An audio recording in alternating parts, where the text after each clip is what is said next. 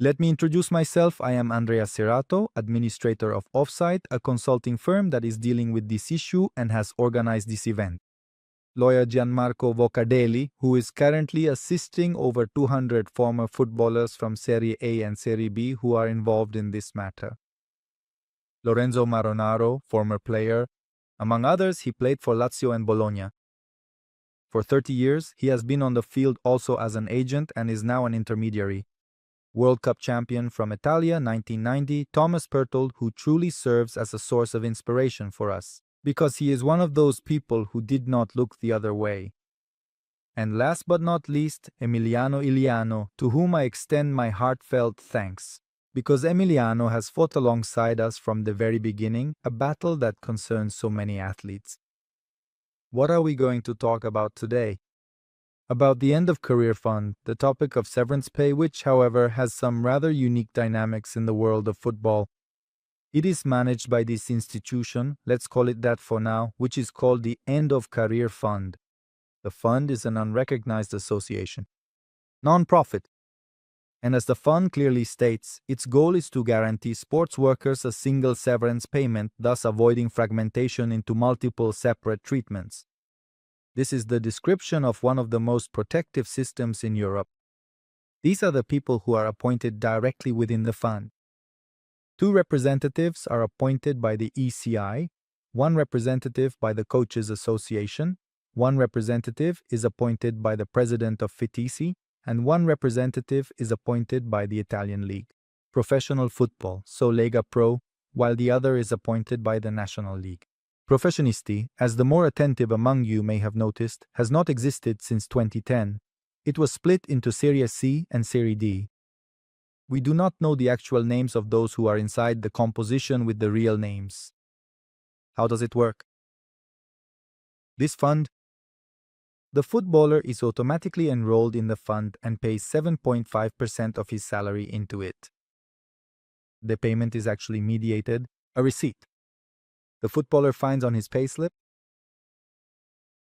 a simple deduction of 1.25%. Why?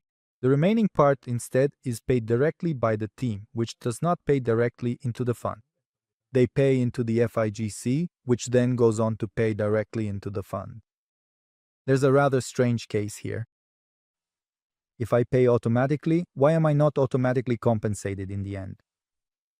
In fact, the footballer has to take action personally and follow a bureaucratic procedure that requires double authentication in front of a public official. Despite this rather convoluted process, it would be nice if it worked transparently. We are here. The first reason is the lack of information regarding those who have finished their goal-scoring career. There is no continuous and constant information on the footballer. So what happens? The poured monuments remain there inside the fund, understood for Italians, for foreigners, understood at any level. Serie A, Serie B, Serie C. Especially Serie C. I'll pass the floor to the Appogatus Gianmarco Voccadelli, who will introduce you to the royal theme that has inspired this entire battle. My speech will illustrate the royal path we have undertaken to date in relation to the End of Career Fund. We have been working tirelessly for 2 years to fully understand how the End of Career Fund works. The first goal we set for ourselves was to guarantee every professional complete administrative and accounting reporting. I don't understand why this process has to be so complicated and burdensome just to request even the access credentials. Credentials that are given when the player is active, but then are no longer provided.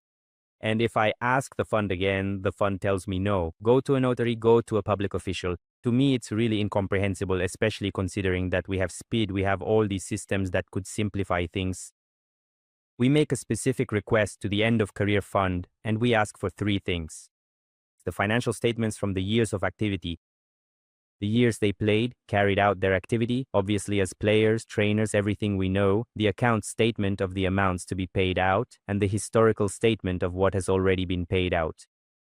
Now, clearly this pertains to a clear principle, that of transparency, as Andrea was saying, especially in light of this mandatory automatic nature. In this case, there is a mandatory aspect because obviously based on the agreements that were made, the player automatically pays these amounts, and this mandatory nature, as Andrea was saying, and I fully agree, imposes an obligation on the fund to inform the player. We made a request on behalf of professionals who had applied for the indemnity and there were still amounts owed to them.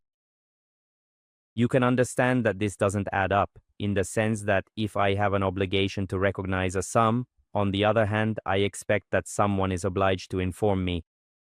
We don't want to put anyone on the spot. On the contrary, we want to be supportive to make everything much more transparent.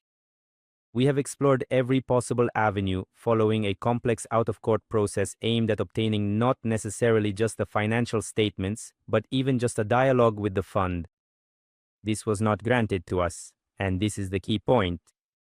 As of today, there is a civil dispute between Emiliano. We are dealing with the end of career fund, which is pending before the judge at the Rome court, who will have to decide on the legitimacy of the fund's opposition to our request to view the financial statements.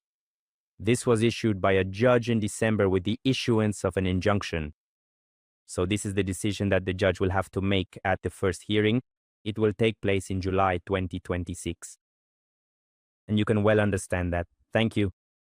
Our goal is to understand three things: the method of managing these funds, the reporting criteria, and above all, the evaluation parameters that lead to the recognition of this compensation. Certainly, one thing I can report is the defense argument on which the entity based its case. They based their defense on the argument that, according to the head of the billion, Viviano, there is no individual right of oversight, of inspection or access to the fund's accounting documentation, which is not supported either by the statute or by the nature and function of the entity. This clearly raises significant issues of a systemic nature, especially regarding the nature of the entity, which is a fund, but in reality is an unrecognized association. We also found this out from the opposition they filed, because they then specified it, of course. Why is the judge's decision so crucial? Because the judge will finally be able to define the boundary between the professional's right to information, the right to access financial statements, and the transparency obligations that the fund itself has. We are simply asking the leaks, the FACSI, and the fund, first and foremost for the financial statements, but if they don't want to provide us with the financial statements, at least we could start a dialogue. Unfortunately, up to now, this dialogue has never been granted to us, so we will continue in the appropriate legal venues. Still, we hope that someone will first tell us, no, it's true, that's fine. Viviano, look at the financial statement. There are no problems, everything is transparent. The fund replies to us that individual members have no right of oversight or to information regarding the fund's asset management. This is the message we want to send you. This is the crux of the matter. So I can tell my story, whether as a professional footballer. I worked in that specific role for about 13 to 14 years, and then I've been an agent for a total of exactly 31 years now. I used to check on a regular basis if all the different clubs had made their necessary payments, and often I would notice that some clubs hadn't paid yet, so we would send out a few formal notification letters to them. And what else? Well, what more can I do for a young player, whether Italian or foreign, who comes here to play with us? So I thought I had done this. But now I'm realizing with these dynamics, which to be honest have made me blush, but not because of anything I did, rather because of the dynamics that, as the lawyer just explained, have come up. So, seeing this situation, I honestly have to say I haven't done anything wrong, even if it's not my fault. Because, by the way, if it's not allowed for a lawyer or for the person directly involved who loses out every year to the fund, then clearly I could never have done anything. But hearing these things, honestly, I'm left pretty stunned. The fact is that now, when I was asked to come and share my experience, I was more than happy to do it, because clearly now we work for those who are playing, for those who have played, but above all for those who will play in the future. So overall, that's my personal experience so far. Let's put it this way. This thing with the Finigalia fund isn't necessarily wrong, but there's a lack of transparency. That's something I really don't like. I want to say this because we have rights. We also have the right to know what happened in the past. And above all, let's hope that this doesn't happen again in the coming days. If you create a structure, you give away money and everyone should have the right. If I invest there, I need to understand, just like with any fund that has very strict rules. When does Roca exit? When does he enter? Who manages it? And how does the transparency of the accumulation work? I'm very pleased that my colleague here had the courage to take legal action. Because we all know that yes, I reached the goal, but I have to decide on this different game. It reminds me a bit of the Bosman case. When the Bosman case came up, at first everyone laughed. Now, thanks to the Bosman case, a lot has been understood about football. Some colleagues meet me in the field and ask me, "But why are you doing this?" And I answer them, "Why don't you do it too?" In all these discussions they've had, the impact doesn't come through because they don't talk about numbers. But what year are we talking about? From 75 to today. If tomorrow morning I find out they've gone to the Bamengezu hospital, I would be the happiest person in the world. I have no problem with it, and above all, I have no personal agenda. Many of my colleagues, rightly so, I reflect rightly so, this is not a criticism. They got involved in this thing because they realized they needed to have money. Have I ever asked you if I should get money? I have never asked if I should get money. I don't care. Money is good for everyone. Let's not throw it away, especially if it's earned or in this case lost. It's right for someone to have it, but I want to know where it all ended up. I want to know this also for those who have less power than I do.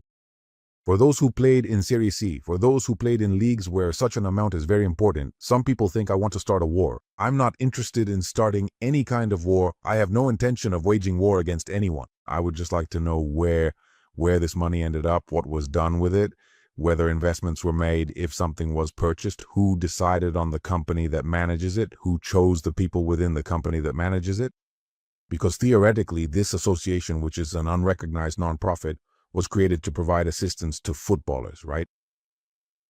So I believe that the footballer, as well as all the other parties I mentioned earlier, should know that what happened to this money, because in the end, it all comes down to money, doesn't it? I hope that all of you here and those listening to the conference today will take note of this, not just for themselves, but also for everyone who is here now, for those who will come, for the younger ones, for those who have less information, for those who have gone abroad, for those who are on the other side of the world, for people like him who maybe didn't know anything. And I hope that for once we do the right thing, above all the right thing. You mentioned the fund, but behind the fund, is there a company that manages it, or does the fund itself manage these assets? Have you taken any further action on this? The last public act of the fund contains the composition of the board of directors, but we're talking about a document from 2021. So at the moment, we don't know who the key players are. If you like, I can tell you how the board of directors was composed in 2021.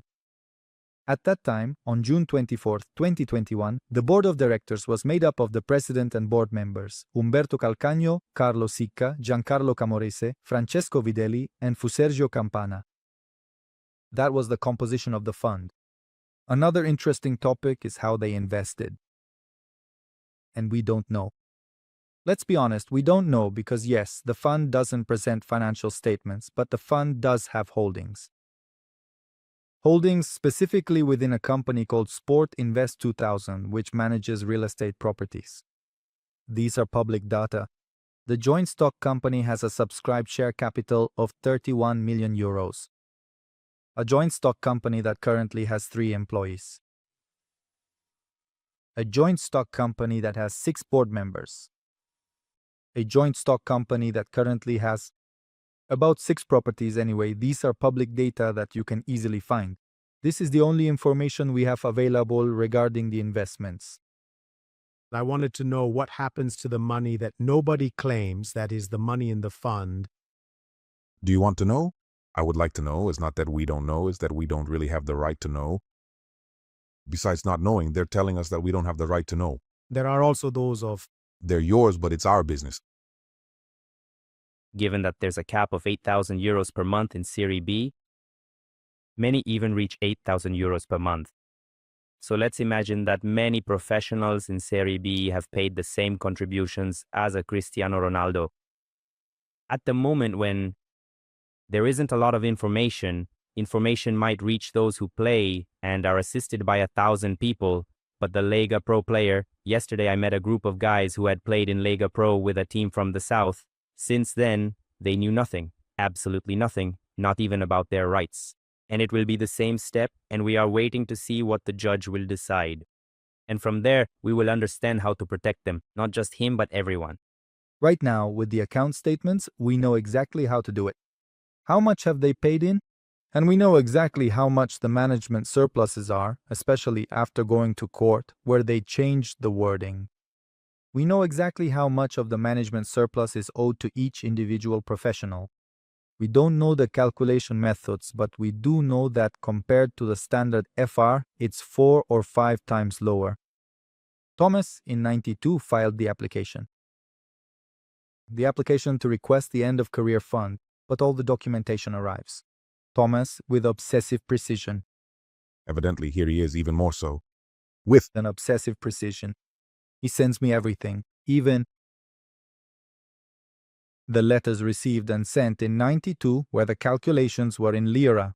Thomas also made a second request more recently, where he was sent a statement of account. And we realized that in 92, not all the amounts he was owed were credited to him. The question now becomes, why? The answer in the next episodes. this is a private fund. All funds, like the journalist fund, the lawyer's fund, are supervised by the ministry. I imagine that this fund, first question, is not supervised by anyone. It's called a fund, that's true. But it's an unrecognized association. So it's exempt from oversight. Concept copy? And sector authors in general. So if he is registered with the association, by right, correct me if I'm wrong, lawyer, he should have the right to know how the president, whom I did not elect, manages the money that I, however, contributed. Am I wrong? Exactly, absolutely. And why is that? So are they saying that none of the entitled parties can exercise this right? It's, It's a really great question, truly a good one, and we're looking for an answer. has anyone questioned the relevant authorities, parliamentarians, or others about this issue? Here next to me, I have one of the main figures behind a parliamentary question to which so far no one has shown up. Thomas has asked the institutions directly about all of this. Currently, I repeat, there is a parliamentary question, but those being questioned are absent. A bit like in school. We wait. Now we are waiting for answers. Now, we expect transparency. This has been going on for 50 years. The FIGC, in all of this, what is their position? It would be nice to find out what their position is, because so far we haven't had any discussions with them. But I'm sure that the FIGC is on the right side of this matter. The FIGC cannot help but hope for transparency towards those who make up this system. Maybe this is all just a misunderstanding. Maybe they really do want to give us the documents. Maybe it will even happen as soon as Monday. Have you called in the AIC? What role do they play? Because they were our union for many years. We know that there are interventions from various AIC representatives with all the teams. We've experienced it as players and we know it as agents. What response did the Players Association give on the matter?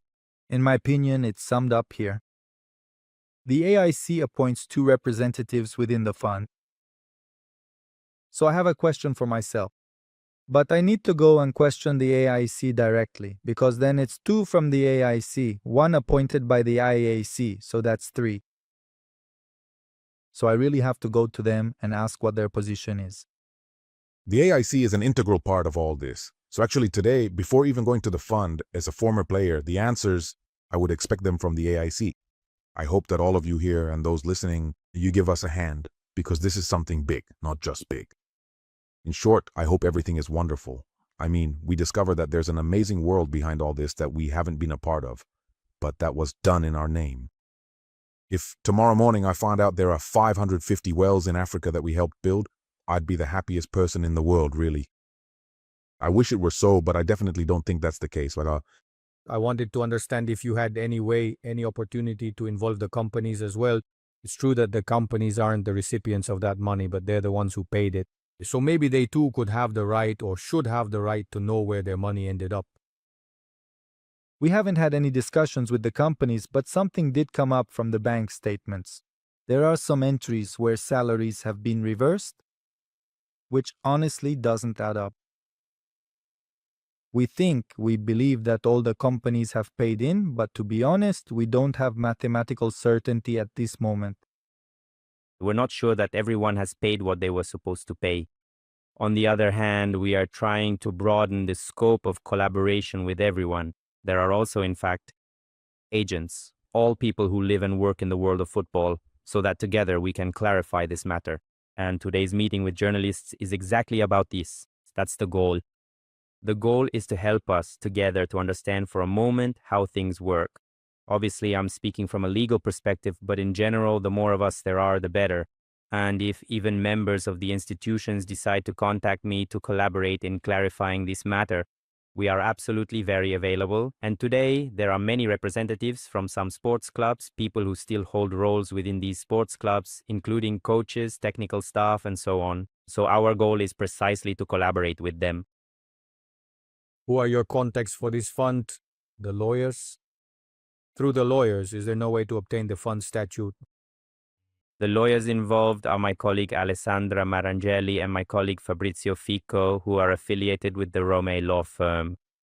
At this stage, in the pre-litigation phase, we know that another party is involved. We were certainly available to talk and delve deeper into the matter. I was hoping there would be a dialogue about this decision. They always told me that requests had to be made through official channels via certified email, PEC, but we were never able to have a real, proper dialogue with the representatives of the fund, at most only with the lawyers. But the typical collegial relationship between lawyers, where I reply and you reply to me.